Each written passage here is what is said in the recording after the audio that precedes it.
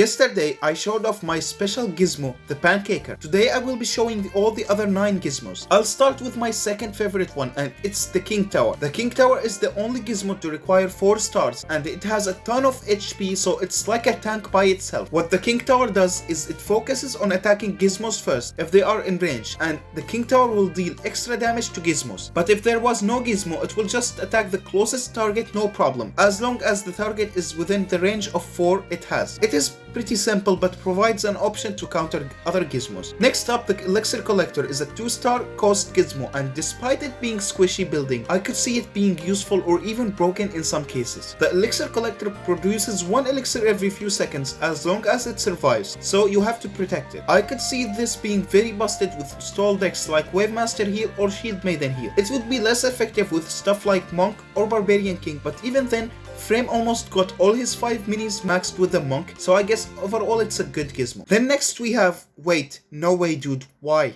Why would you all do this to me? I left Clash Royale because of this, and now it followed me to Clash Mini. The Rocket, or as they wanna call it, Pocket Artillery, is a 2-star gizmo with low HP. What the Rocket does is, after some long time, it starts flying to the enemy with the highest HP, and you guessed it, it deals a ton of damage in a huge area.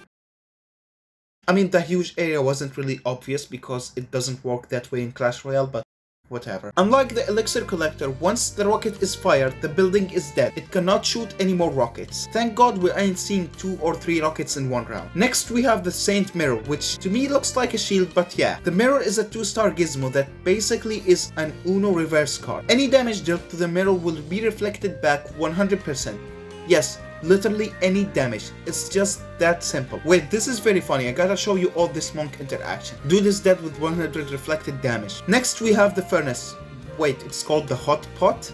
I mean, it looks like a furnace, but okay. So the Hot Pot is another 2-star gizmo, and from what it seems, it has the lowest HP of them all. And the way it works is it needs some time to boil, but after it boils, it explodes, stunning stuff around it and dealing 2 damage. It will also spawn a creature that will deal high damage. Holy crap, that's 10 damage.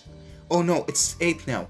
I guess it scales down, and looks like 2 is the lowest it could go. Oh, by the way, if your pot gets broken, you get no creature, so protect it well. Then there is the War Toot. Funny name, Toot Toot. Sorry, couldn't help it. Anyways, the War Toot is a 2-star gizmo with medium HP that will protect every mini inside of its area from any stuns or slows. Once the minis exit the area, they are no longer protected, and likewise, once they enter, they will be protected again. Obviously, once it's broken, the effect is gone. I can't wait to put my queen and other ranged minis around it so EWIS becomes relevant just like Clash Quest. Next, we have the training camp. I see no training or camp in this, so I don't really know where the name came from. This tower will link the 2 minis beside it with a special bond that gives them 1 extra attack and a boost that gives them another extra attack. As long as the minis are alive and the tower isn't broken, the bond will keep buffing them. It's basically a Barbarian 3rd star but with extra steps. Next one is the Sauna, and it's a 2-star gizmo with low HP. The Sauna will absorb the first mini that dies from your team and then cook it up for a few seconds and release it as a monstrous beast. I don't know which mini would be the funniest, but I can imagine a countess from a Sauna being insane. The final gizmo in the video is the Mancho Pancho. The Mancho Pancho is a 2-star gizmo with medium HP. The Mancho Pancho will punch enemies around it all the way to the end of the board if there is nothing blocking their path. But if there was a wall or any other thing blocking the way, then they will fly up and land being stunned. It's a very simple gizmo, but I feel like it's good for throwing away enemy front lines and exposing their ranged units easier. That's all 10 gizmos revealed. Which one is your favorite? Let me know down below, and of course, if you have any questions, I'll be glad to answer them.